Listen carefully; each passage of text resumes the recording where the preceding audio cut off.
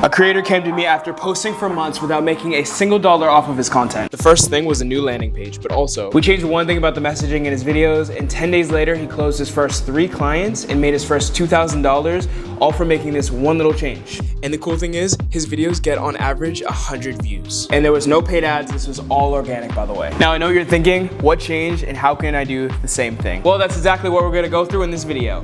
Yeah, buddy. I call that the script stack method. But here's where things get interesting. In this coaching call, you're gonna see me walk through this process step by step, live with real creators in real time. So let's get into it. I started doing this with my recent script, and this is like a cheat code. Here's a video from like a master in content storytelling, Callaway, and then this guy is Mr. Beast content strategist. Go ahead and watch these videos on your own time. But once you do that, go to these 3 dots, go to more, go to all the way down, show transcript, and then you can see on the right-hand side his transcript. I would get vidIQ, by the way. It lets you copy the transcript really easily. If you don't have that, I think you have to copy it like manually, but I'll copy this transcript. I'll go over to Claude and I'll just start a new task. I like Claude more than ChatGPT. Why?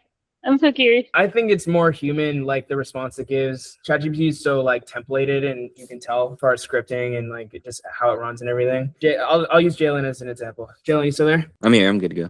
Okay, bet. I'll give it as much context as possible. So maybe like, I'm a Black artist living in California. I make social media videos about art. My ideal client / viewer are, and then I would describe my ideal client profile. And then I would fill this out extensively, guys. Like your ideal client, what they're looking for, what kind of art you do. Also, you can do like, help me flush out my ideal customer profile. Ask me any questions you need. My goal, Jalen, what's your goal? That's kind of broad because it could be multiple things. Let's just say 100,000 subscribers. Is to get to 100,000 subs on YouTube, be specific on YouTube, and attract my ideal customer through my content. And then what this is doing is it's going to give you the information you're going to use in order to build your scripts. Oh, so, it pretty much makes scripts for content for you? Yes, but this is like the pre-work in order to get really, really, really honed in scripts. Because you could just say like, help me make a script about X, but it's not going to get all the context of who you are, what you're trying to attract, your style, your personal. Okay, what type of music celebrities? Let's just say, yeah, all that. All these? Okay. Next, what is commission, price range you're targeting? Let's keep it, yeah. Right? Best of the best. You want to do 50K plus? Yeah, sure. Have you already done commission? Mm-hmm. Yes, notable clients. What is the core vibe? Pretty urban. That sounds cool. So now you're informing it, blah, blah, blah, blah, blah. And then also, Jalen, I would input like your story about your family, what inspired the Bluefish Hotel. I would say about the bag boy, any lore you want, like really, really give it a lot of context. Okay. How have your notable clients found you so far? Word of mouth and Instagram. Okay. What is your ideal client? What are they really buying? What's the deeper motivation? Ooh.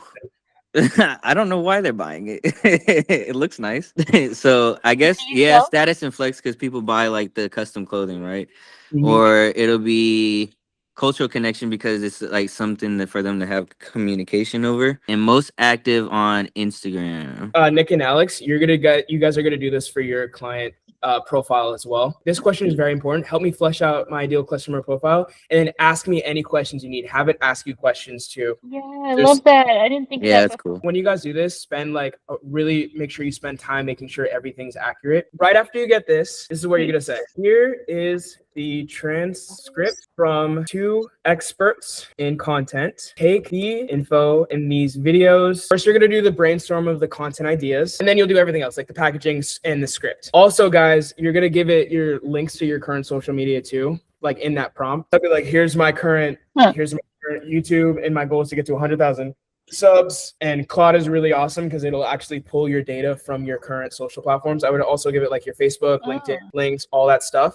So it can get context of your life too. What that'll do is it'll get context on stuff you didn't even think about or maybe you forgot about. And then what you do is those 2 videos I sent in the group chat. These videos are great. You could even search their channels to find even better ideas. This is how you train the algorithm on how to be YouTube experts. But I'll go down to the transcript of this video, show transcript right here, copy the transcript using vidIQ tool, and then I'll paste it right into Claude. This is for storytelling, video 1, and then I'll even paste the link to their channel just to give it as much context as possible. And then I'll do video 2, and this is Mr. Beast YouTube strategist. And again, watch these videos for yourself so you can actually absorb the knowledge. He goes over like packaging, YouTube thumbnails, curiosity gaps. He goes through like a bunch of really awesome. And again, what this is doing is basically taking the knowledge that they're talking about and having it implement that into advising you for your next videos. So copy transcript, boom, watch it do its magic. I feel like I'm breaking up with ChatGPT and now I have to spend time getting to know a whole new one. Like,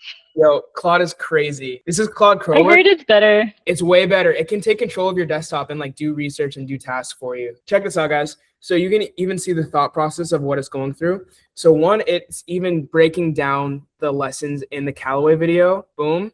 And you can see it constantly applying the knowledge, video ideas. It'll spit out, look, the meta strategy first. Patty's most important point, packaging, title, and thumbnail is 50% of the game. Your content can be fire, but if the packaging doesn't stop somebody mid-scrolling, it doesn't matter. Callaway's most important point, your words determine whether people stay. Both of these are fully in your control, starting with your next video. Here are 7 strong video ideas built around these frameworks. So celebrities don't pay $50K for art, they pay for this. I gave a celebrity 50,000 piece of art for free. Here's what happened. $500 mural versus $50,000 mural. The difference isn't the paint. That's a solid idea, bro. That's pretty good, bro. That's also along the lines of that winning format. I'm so excited to start doing it. Yeah. Me too. I built a character that made me 6 figures. Here's how Bag Boy was born. So you could do a version of this that makes sense. Stop posting your art on Instagram. So this is like a negative flip. And again, it's all these ideas are based on what these experts' advice is. This isn't just like the generic video ideas that it would normally give if you typed in, give me 5 ideas based on my niche. Yeah, it's something ChatGPT would do. So Joe, these ideas in line with what you want to do? Oh yeah, absolutely, bro. That's kind of crazy. Like how it broke it down for you. It makes it really easy. It makes it really easy. Like it gets even better. Let me show you. Let's start with idea 3. The best angle to approach with this idea subject. Should I paint? What medium and what will perform the best based on the YouTube strategies outlined in the transcripts. So this is a step further now. Now you have an idea, $500 mural versus 5,000, but let's say you do like $500 shoe design versus a $5,000 shoe design. And again, most important thing is the idea, then the title and thumbnail. Look, it even says this is one of the highest performing formats in all of YouTube right now. Okay, look, Canvas is specific for the specific video, not a mural. Here's why. Patty's biggest thumbnail principle is the glance test. Someone should understand the image in under a second on a dark screen. So if you show 2 canvases side by side of the Bag Boy. I don't think I understand what that one meant, bro. So in this video, he outlines like at a glance test, basically. You should be able to understand what's in the YouTube video based off of looking at it for first glance. Like this thumbnail. I know that she's building 2 different houses. One she spent an hour in and one she spent 100 hours on. So immediately right now it's visually aesthetic and I know exactly what I'm going to get and I want to watch this video because I want to see the result of the 100-hour one. So if you were going to do that $500 versus $50K one, you would put $500 at the top, $50K at the top, and then this one would be maybe like a small canvas with your Bag Boy. And then the second one next to you might be like one that's as tall as you and it might be blurred out. Yes, it sounds so simple. It's kind of crazy that we haven't been doing this before. Yeah.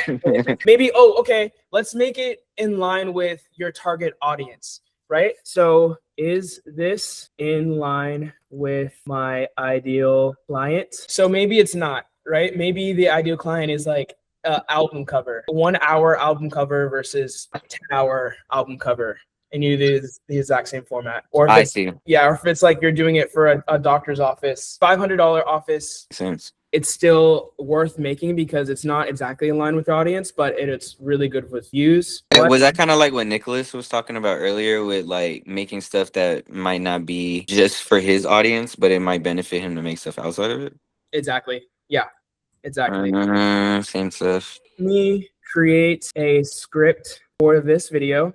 idea. And what would you recommend for the thumbnail? And this is why it's important to give context on like who you are too. And then Jalen, as far as your storytelling, because we implemented the framework from the YouTube expert in this thing, it's going to make you a script that's like built for retention. So like adding these curiosity gaps, getting people interested, getting a really good hook because it already has that information from an expert. So it's taking the breakdown, the formula that we just watched in the video, and then it makes you a script based on that formula, whatever you're copying and pasting. Yep, from this guy. Okay. And then if you don't want to say these words exactly, even it just like taking the structure of how he says it, even if it's bullet points, it'll help you inform for when you're storytelling for your next piece. Two pieces of art, same character, same artist, same studio. One of these I'll sell for 500 and the other one I'll charge 50,000 for.